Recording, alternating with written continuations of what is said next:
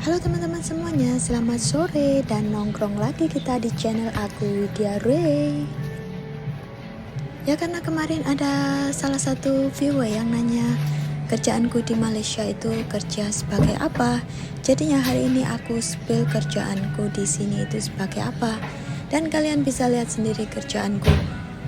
Kalau stok sampai aku harus in stock, double check costing, habis itu aku harus separatekan, pisahkan, dan kena harus susun. Kalau stok yang nggak cukup, aku pun juga harus buat order dan kutip order, kayak gitu kerjaku.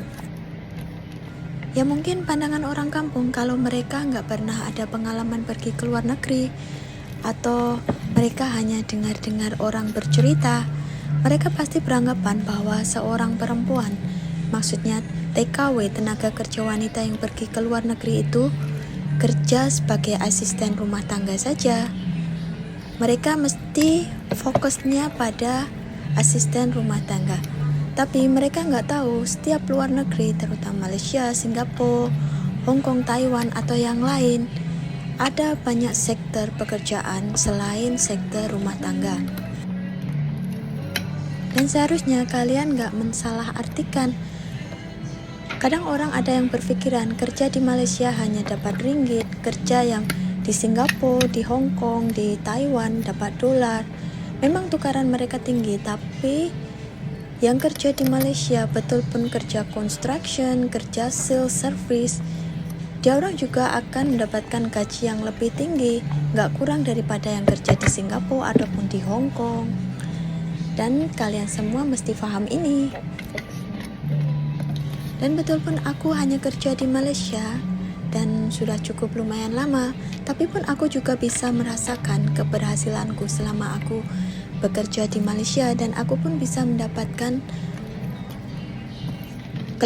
maksudnya manfaat-manfaat dari hasil kerja kerasku di Malaysia ini.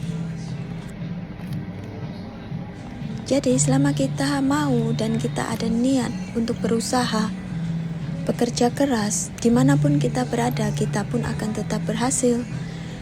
Ya mungkin pandangan orang negara dolar, mungkin negara yang bisa memberikan penghasilan yang lebih, tapi kalian mesti paham dan mesti tahu, kalau kalian pergi ke sana, dimana-mana pun lah negara-negara, kalian akan